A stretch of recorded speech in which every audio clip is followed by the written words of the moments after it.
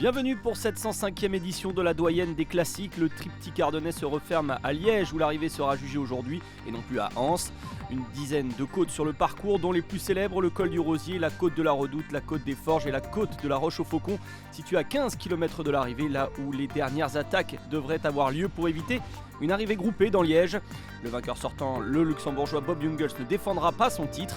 Alejandro Valverde, 4 fois vainqueur de la doyenne, rêve de rejoindre Eddy Merckx au palmarès avec 5 victoires. Et pour la première fois en 15 participations, un record, le doyen à 39 ans s'élancera avec le maillot de champion du monde sur les épaules. Le peloton s'élance sous la pluie et dans le froid depuis Liège. Un groupe se détache après 25 km. 8 hommes sont à l'avant avec Andrea Pasqualone, Julien Bernard, Ken Molly, Tobias Ludvigsson, Jérémy Maison, Kevin Delton, Matij Pachens et Lilian Calmejane. Le groupe va compter jusqu'à 10 minutes d'avance. L'écart chute à moins de 4 minutes sous l'impulsion des Deceuninck Quick-Step à une centaine de kilomètres de l'arrivée. Un peloton d'une trentaine de coureurs résiste mais pas Alejandro Valverde, lâché. Le champion du monde distancé va finir par mettre pied à terre. Dans la côte de Mont-le-Soie, Julien Bernard distance le reste de l'échappée. Il accentue son écart dans la côte de Wanne. Il possède rapidement 25 secondes d'avance sur le reste des échappés, mais le peloton, lui, s'est rapproché à 1 minute 30 du leader de la course. Julien Bernard de l'équipe Trek Segafredo se retrouve rapidement esselé et un groupe d'outsiders d'une trentaine de coureurs se détache derrière lui avec notamment Craig Van Avermaet, Eric Mas, Philippe Gilbert, Ilnur Zakarin ou encore Sergio Henao, Sharpman et Vincenzo Nibali. Julien Bernard finit par être rejoint à moins de 70 km de l'arrivée. Secoué par deux hommes, Omar Fraile et Tanel Kangert, le groupe de tête se scinde dans le col du Rosier. Ils sont ensuite rejoints et on retrouve une dizaine de coureurs à l'avant dans le col du Maquisard avec notamment en plus Albacini, Caruso, Lambrecht, De la Cruz ou encore Demarchi.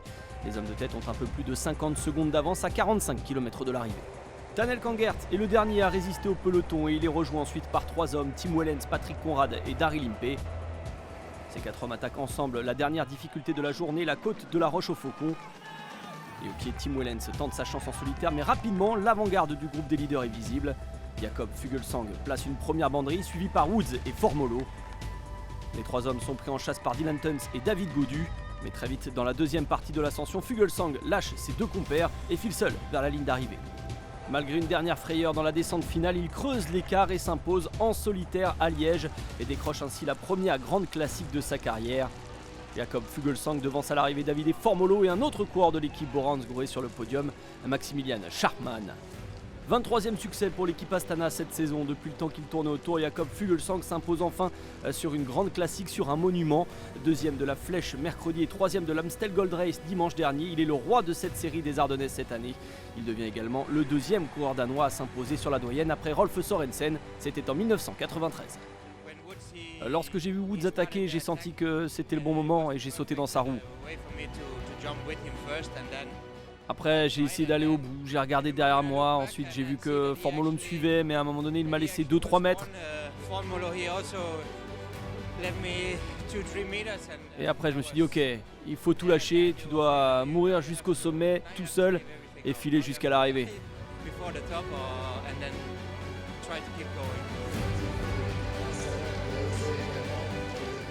Pour la troisième édition de Liège-Bastogne-Liège chez les femmes, 3 ascensions célèbres étaient au programme des 138 km du parcours avec la côte de Wanne, la côte de la Redoute et la côte de la Roche-au-Faucon. Dominée mercredi dans la Flèche wallonne par Van der Breggen, Annemiek van Vleuten termine en solitaire pour s'imposer à Liège. Elle devance ses compatriotes Floortje Mackaij et Demi Vollering.